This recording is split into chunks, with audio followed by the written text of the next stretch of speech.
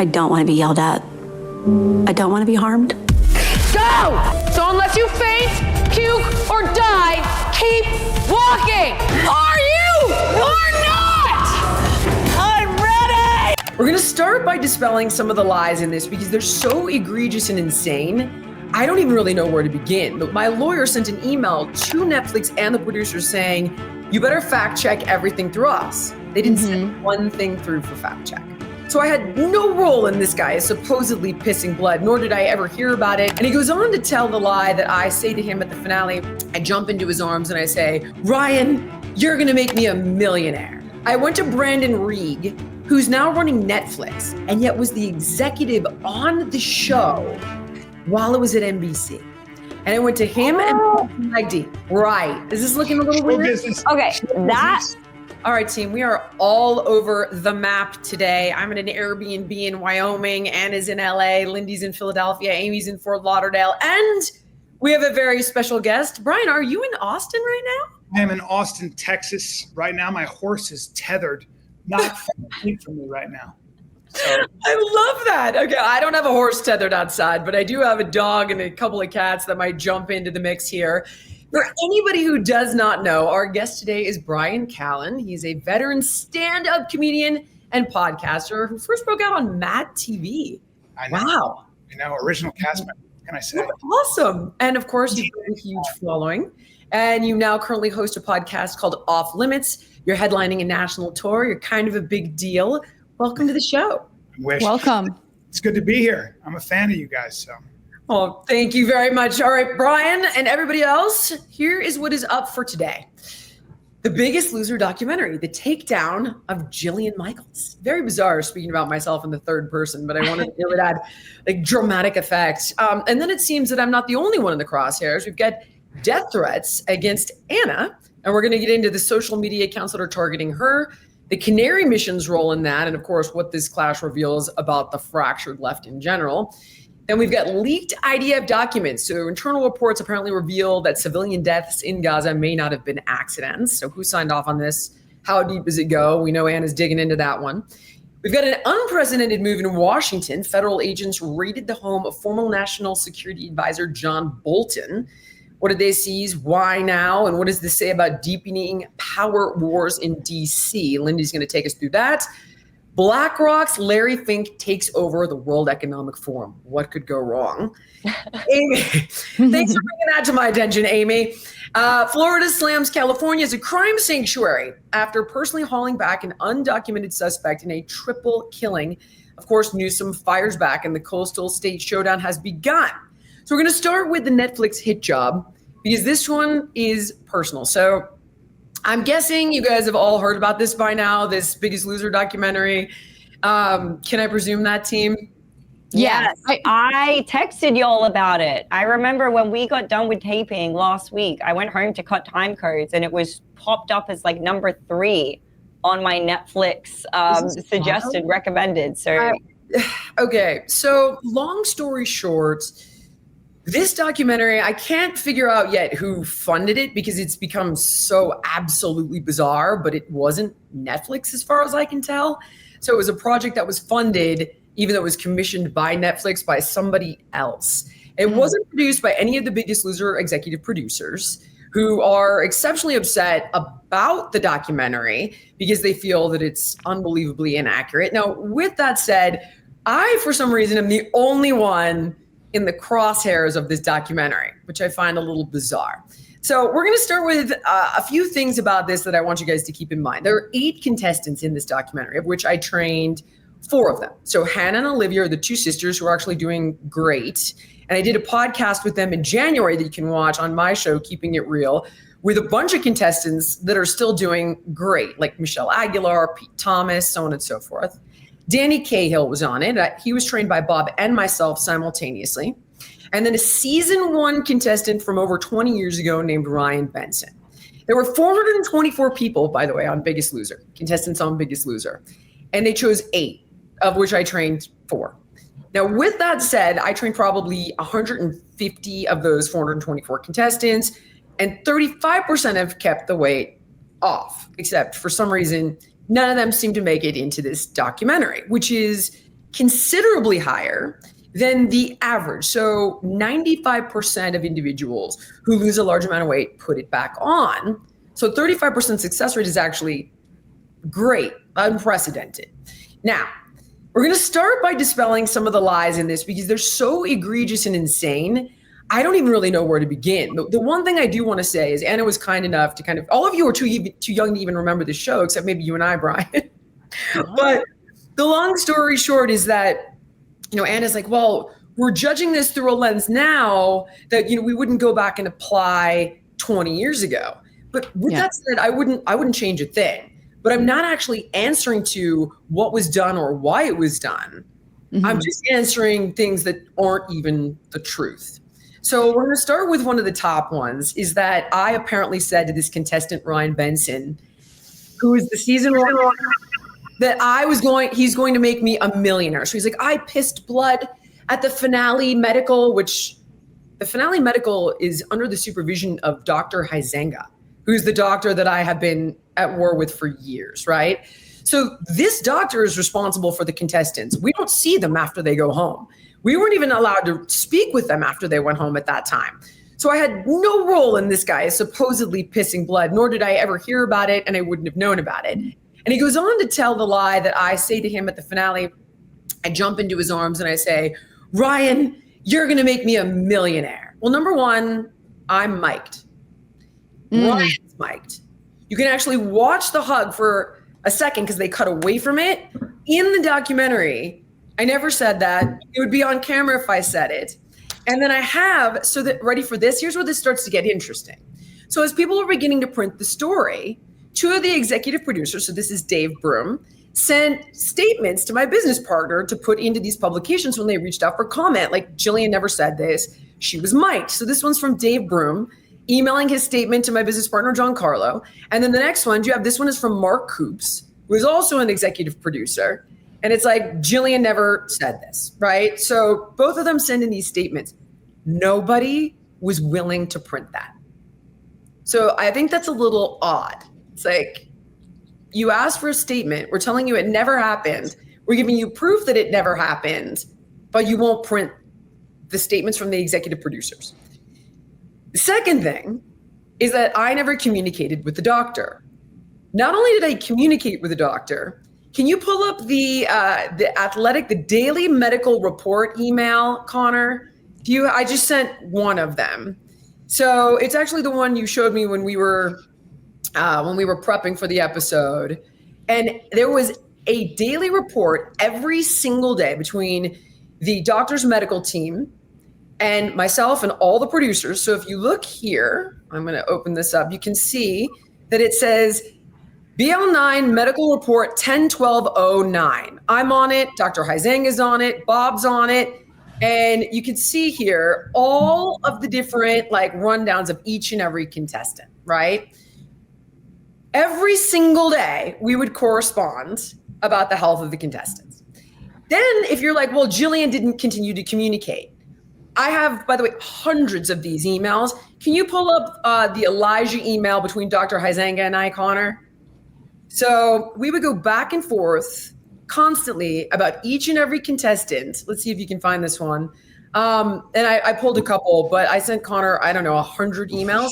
So check this one out. So this is, from Dr. Huizenga, but if you look below it, it's from me, okay? This is on a Sunday. Hi all, sorry to bother you on a Sunday. I was just hoping that maybe we can check on Elijah Vivio's labs again. He's working out 2 hours a day and supposedly eating 1,400 calories a day and losing next to nothing every week, though maybe, I thought maybe he was hypothyroid or something. Huizenga answers me. I'll give you another example, even though this is gonna get pretty boring. Can you pull up the one between Dr. Huizenga, Sandy Crum, who's his staff, and myself on Danny Cahill, who happened to be one of the contestants on the podcast? Let's see if we can pull that one up. I hit Connor with probably 100 emails last night, and this is going to get kind of old. But the reason I'm bringing this up is because the doctor claims that I just went rogue and didn't listen to him at all, and essentially, did whatever I wanted with the contestants. So we had daily communications and individual communications about each and every contestant that I ever worked with. Here's me. We're going back and forth. about a contestant that hit their head during a challenge. And I'm asking, like, is the contestant okay? Are they able to train? And I'm going back and forth with Dr. Huizang, and I'm like, all right, maybe I'm just being paranoid because I was worried about the contestant's health. Next, we're going to move on. I hope I've dispelled that one effectively, but I could literally put, I don't know, as mentioned, 100 emails of this nature. So to be clear, there's communication that was readily available to the producers of this docuseries that disproved this notion that you didn't care about the well-being of the contestants. Right. Hundreds of them. Not to mention, we sent an email, my lawyer sent an email to Netflix and the producers saying, you better fact check everything through us. They didn't send one thing through for fact check. Okay, Wow. now, caffeine. Let's get into that one. So Dr. Huizang just told TMZ that the show was caffeine free. Not only was the show not caffeine free, they would drink endless amounts of coffee, which was a huge problem for me because caffeine is actually a really powerful tool, especially when it comes to fitness. It's a performance enhancer. It's great for stabilizing blood sugar level. It's got a lot of different benefits. With that said, too much caffeine is counterintuitive. Just like everything, it's a U-shaped curve, right? And there's a Goldilocks zone, and it's about 400 milligrams a day. You don't want more. And with coffee, of course, you've got pesticides, herbicides, fungicides, mold, all kinds of other crap that you don't want in it. So I've always been pro what you now call pre-workout, but back in the day, they were literally called fat burners. I've written about this since my second book 18 years ago called Making the Cut. And I have put out numerous products, and I even co-created one to this day called Metabolism Plus with a PhD in nutrition science that Align Naturals sells. So now, first let's look at the show's caffeine free. Can we bring up the contestants grocery email, Connor? So this one says contestants groceries email. And it's got a little PDF with all the different groceries in it. And there are like 4 different caffeinated beverages on there. Take a look, keep looking for it. And then what I'm going to subsequently pull up is that not only was the show not caffeine free, we were allowed in numerous seasons to use fat burners, which they're calling caffeine pills, but there's a lot more in them than just caffeine. There's beetroot powder, there's capsaicin, there's Ceylon cinnamon, there's all kinds of stuff in there that's good for your health and great for athletic performance.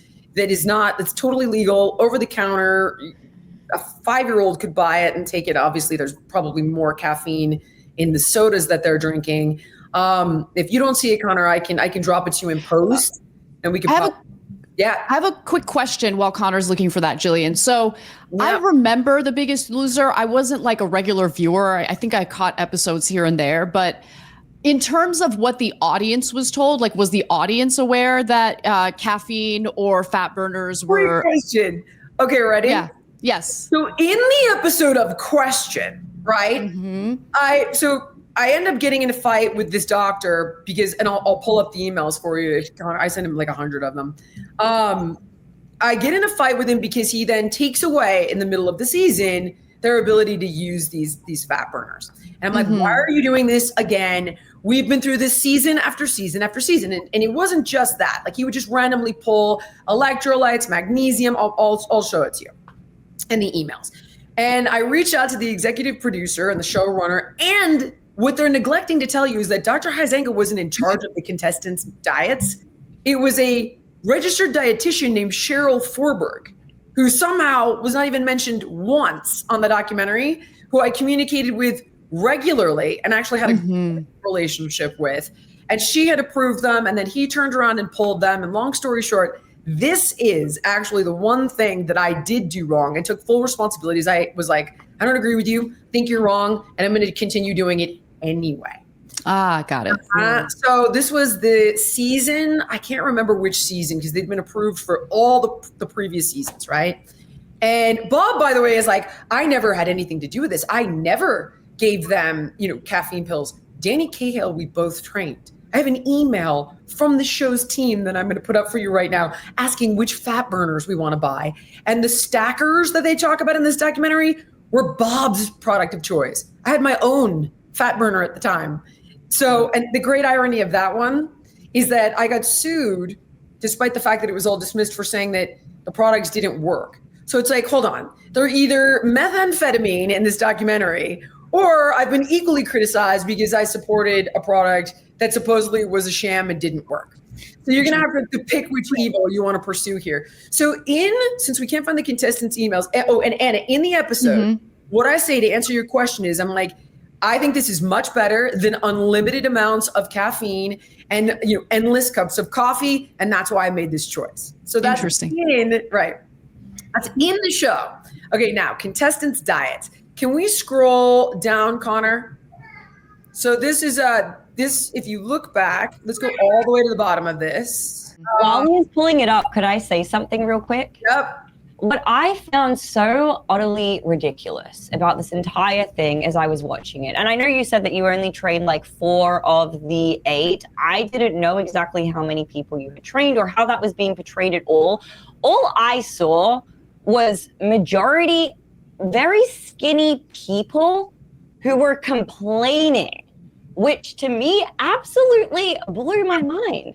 You went through a process and it freaking worked, and you're sitting here on the other end of it complaining about the methodology used. Not only is it insane because you actually achieved results and it looks like sustainable lifelong results, and Jill, I'm glad that you clarified. You said at least, I believe it was 30% of them were able to keep it off, which is upward of the standard for the industry. That is absolutely incredible. But the other piece to that I just couldn't believe is this show went on for a really long time. Yeah. I watched it. It was one of the core staples within my family's nightly viewing TV programs. Not only did it actually help and motivate my sister to lose weight, by the way, she actually lost 30 kilograms.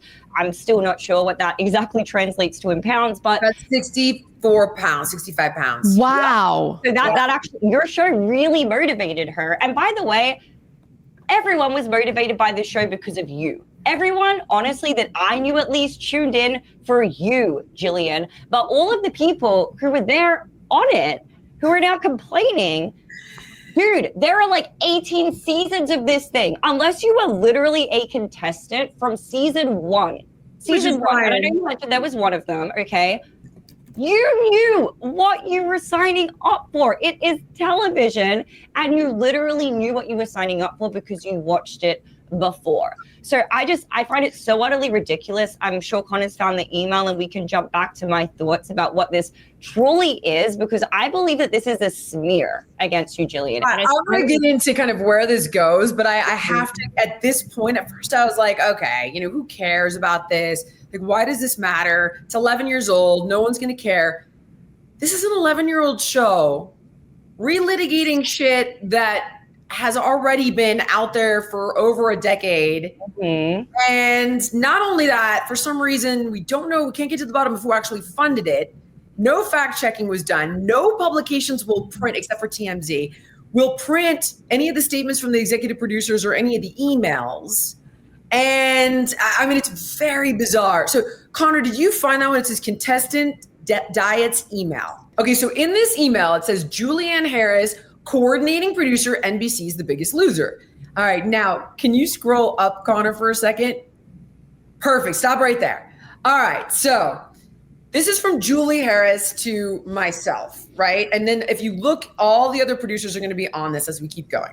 So she says, we received the books and we'll be giving them out today. So these are my books. Sandy, who's Dr. Huizenga's guy on the set, has the Electro Mix, which are electrolytes, bicarb. Do you want stacker 2 or 3? I'll have it for them first thing in the morning. They would buy it for them.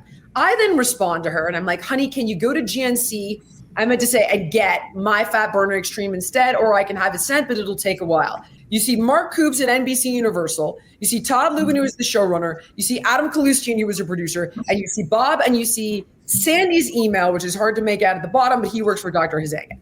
So not only were they allowed to have unlimited amounts of caffeine, if you click on contestant groceries email that you've got up there, see that one at the very top? Click on that one. There's a PDF on that one. This is from Willerb, okay?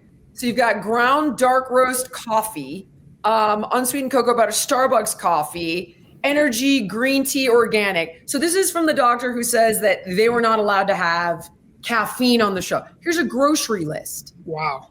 Okay? This is so positive for you, Jillian. I'm sorry. From a guy on the outside looking in, if I'm your lawyer, number one, you have receipts. Number two, think about The Biggest Loser. I see your face. Number three, when you're getting hate like this, you've done something right. because you can't have a documentary without having a villain. Who do you choose? The most famous person from The Biggest Loser, the most relevant person. You know, Houdini said, if you're gonna mention my name in the press, whether it's good or bad, make sure you spell my name right. So if I'm your publicist, if I'm your lawyer, I'm smiling ear to ear because you've got a case here. But on top of the fact that really, at the end of the day, nobody cares. I know you're getting hate on the internet, but nobody cares. It just makes you more relevant. At the end of the day, you were on a show for, 18 seasons and made a real difference in people's lives, and you're still relevant. Why is it when I think of The Biggest Losers, the only thing I see is a large person who then becomes small and Jillian Michaels? What's going on with that? So congratulations. Jillian, to Ryan's point, I think that's actually such a compelling reason for this documentary. Bob Harper is seeing you make you have such a vibrant career now, and where is he? And I actually just searched him up a couple of days ago. Almost all of the coverage pre-documentary on him has been overwhelmingly negative. I think he was looking for somebody to blame, honestly. Like, he was trying to vilify you in order to take the heat off himself. I don't know. I'll get to Bob in a second, actually, but there's just 2 more emails I want to show you. So this one is when Dr. Huizenga removed the fat burners, okay? So this is the season in question when Jillian, went rogue and gave them methamphetamine caffeine pills. So can you pull up the one that says OTC weight loss products? And it's with myself and the doctor, okay? So here's me to Dr. Huizenga. By the way, with all the producers on the show and Bob. So he goes, in addition to the issues of fairness and the lack of clinical proof or efficacy, this is a compelling reason why, as the physician of the show, I must recommend that no over-the-counter, and it was going to say weight loss products or pharmaceutical weight loss products are allowed on the campus. Nobody used pharmaceutical weight loss products, by the way. I then respond and say, are we really starting this again? Question mark, question mark, question mark. We already approved last season and there were no issues. So contrary to the, we never allowed this lie, not only did he allow it, his team distributed them. The show purchased them. They were allowed unlimited amounts of coffee. And this was a season in question where I was like, I don't agree with you and I'm going rogue. One more email, and there are many, but actually 2. Now can you pull up the one that's I put for you question email, Connor? And this is with Cheryl Forberg and Lisa Hennessy. So the show's dietitian and the show's showrunner. And in this email, I basically say to them, they're having unlimited amounts of coffee. I want to give them eBoost, which was another kind of fat burner with green tea and coffee.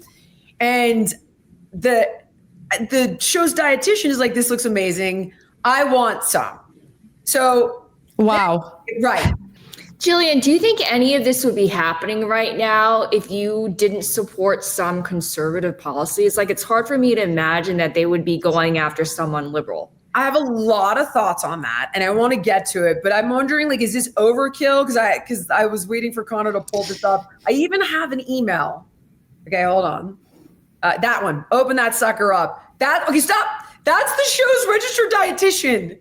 Dr. Huizenga had nothing to do with the contestants' diets, okay? Total lie. She's the one that I worked with all the time on the contestants' diets, and Lisa Hennessy was the showrunner. So go to the very bottom of this, will you, Connor? Okay, so this is where I'm saying, can we bring eBoost into the house? This is the same season that he pulled the fat burners, right? So he said no. He was responding to this same season.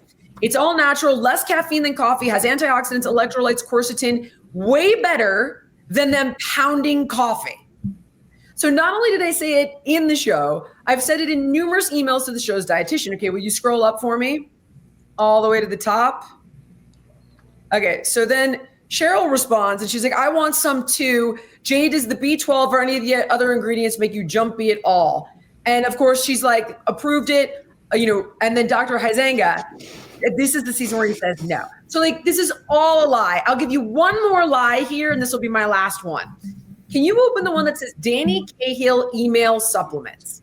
So this is a contestant that's in the documentary, right? And he's like, they gave me caffeine pills. What they cut out is the they he's referring to is Dr. Huizenga's medical staff. And the the reason that I have this email is because when we did this whole episode of Jillian cheated, because despite the fact that they're allowed to have caffeine, she's not allowed to give it to them, right? So I got the emails from the contestants to prove that in all previous seasons, this was allowed and given to them by the doctor. So this is 2010. So because we went through this, the following season, I had all the receipts that these were given to contestants by the medical staff. So I said, hey, gorgeous, can you tell me who distributed the fat burners to you and all the other contestants during season 8? I'm trying to remember if it was Sandy, who worked for Dr. Huizenga, or casting. Okay, now go to the top. Here's Danny. So he's in the documentary. When we first got them, they were kept in Sandy's office. Sandy is again, the doctor's medical office on set. Sandy runs it. We were told to get only two per day. And at some point, the casting crew took them and distributed enough for a few days at a time. Stay safe. I hope you're okay. I've seen that crap about you getting sued. What a crock. Don't fret and call me if you ever want to vent. So ready? The part that I was getting sued for is that the fat burners didn't work. Again, they were all dismissed. Look, I mean, Jillian, you've got to, like, you can get into all this nitty gritty. You have, right. This is what you say. It's all bad fiction. And I have the receipts. Hope to see you in court or whatever. And then just leave it at that. Yeah. That's what you say. Bad. Yeah. Because it is. And you don't need to go into the deep. No, wait. Like, I wasn't going to, but the girls were like, drop a bunch in the show. And I could put literally, okay, long story short, I could put emails with their calorie allowances, which were not 800 calories. I even had one on my Instagram showing that I told Olivia to eat 1,600 calories. And we weren't able to email them regularly. But when the contestants would go home during the holidays, they were still on the show. So we could email them and they would bring back to the ranch. I have emails back and forth with production that they're not eating enough. Dr. Huizenga, this is a guy that allowed them to have dip, Ambien, that will pull them on and off their medications. And I couldn't stand him. And I repeatedly asked for another doctor on the show. I have all those emails. Rachel Fredrickson, who is the one that came in looking, honestly, like dangerously thin. In this documentary, they try to make it look like I trained her. I never trained her once. I have all the proof of that. They try to make it look like I gave her caffeine pills. I never gave her anything. I never even worked with her. And this is kind of important. I went to Brandon Reig, who's now running Netflix and is the one who put this on the air and yet was the executive on the show while it was at NBC. And I went to him and Magdi. Right. Is this looking a little weird? Okay, that makes it so much worse because this proves that at this point, okay, Jillian, let's get to the part where we all say what everyone's thinking, that this is a complete and total smear job on the fact that you are taking off right now in an area that is very different to what they wanted you to be in. And as soon as you started speaking out and saying that Ozempic was bad, you couldn't be big and beautiful you couldn't be beautiful at any size. You need to actually be healthy. And you were speaking common sense to their woke liberal garbage. They have hated you since then. And they hate you even more now as your platform is strengthening.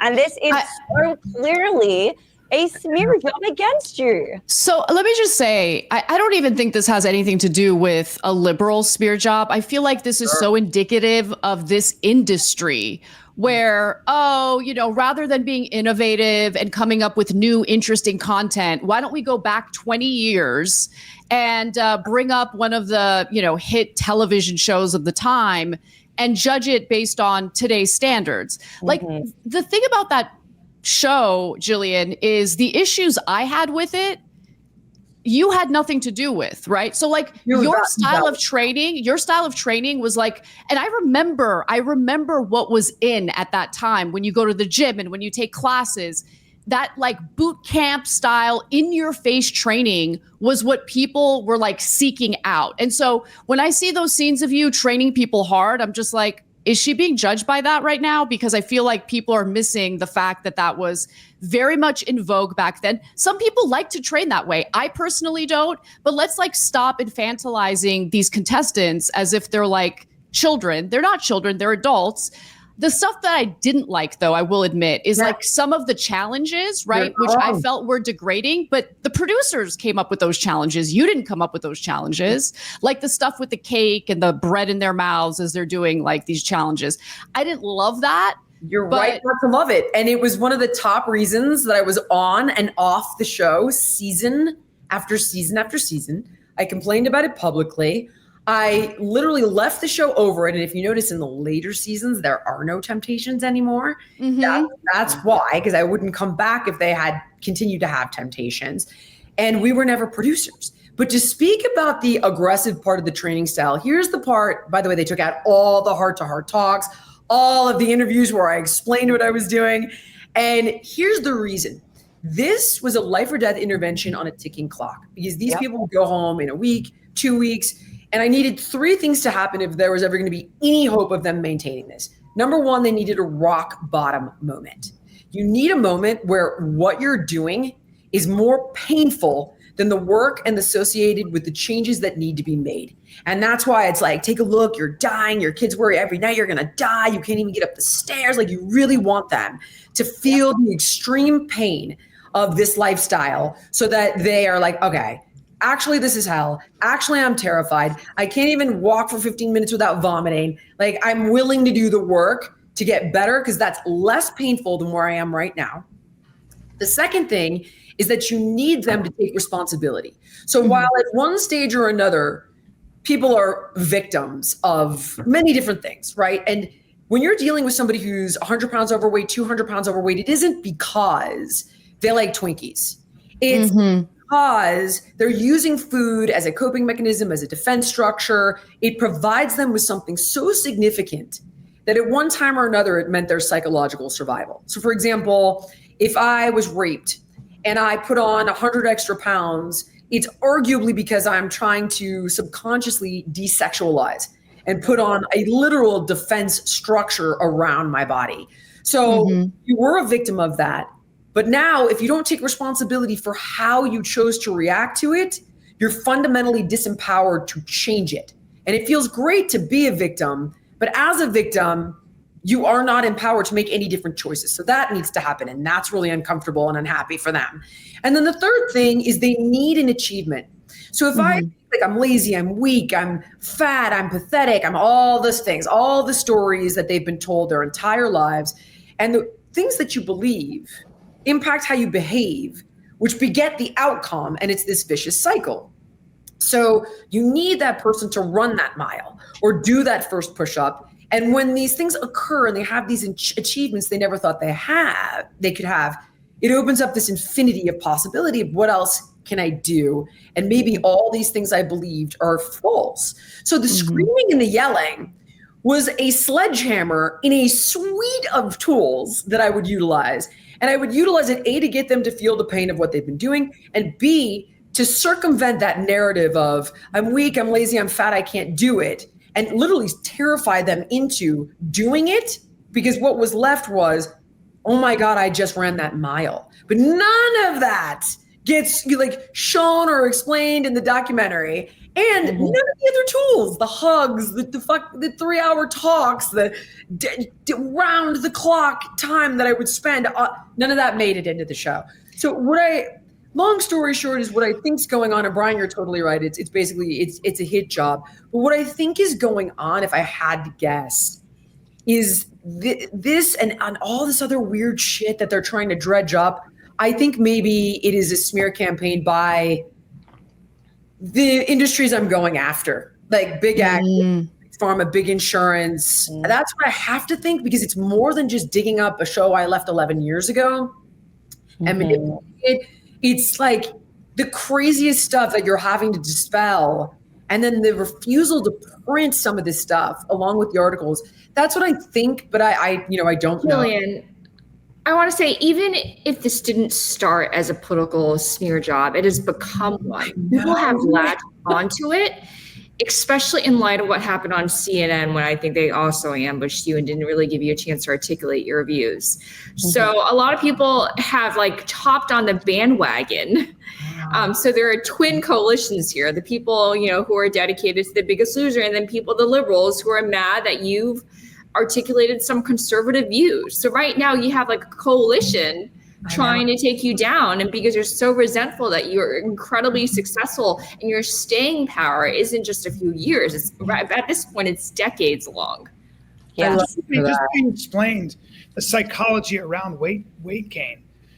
There's no way you could know that on that detail unless you were genuinely emotionally and intellectually vested in trying to get somebody to lose weight. I was just listening to the way you were talking about that. And you're clearly an expert on not just the physicality that goes into losing weight, but also the psychology that goes into that. And that comes from a place of compassion. That's what drives it. That's very apparent, at least to me. So, you know, look, your example speaks volumes, and this is noise.